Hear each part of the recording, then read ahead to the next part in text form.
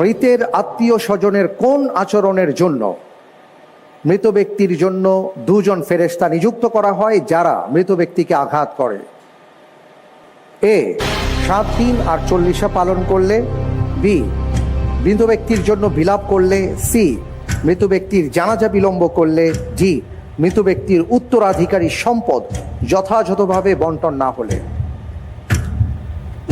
আল্লাহর উপর ভরসা করে অ্যান্সার আমি দিচ্ছি 7 দিন আর 40 পালন করলে।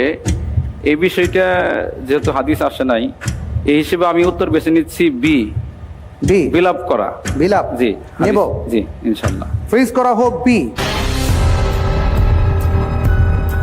আপনি বলছেন যে মৃত ব্যক্তির জন্য বিলাপ করলে রাসূল সাল্লাল্লাহু আলাইহি ওয়াসাল্লাম বলেছেন যে দুজন ফেরেশতাকে নিযুক্ত করা হয় যারা মৃত ব্যক্তিকে তখন আঘাত করেন, এই কারণে।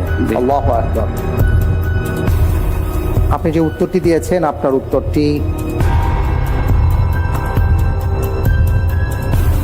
সঠিক উত্তর। আলহামদুলিল্লাহ।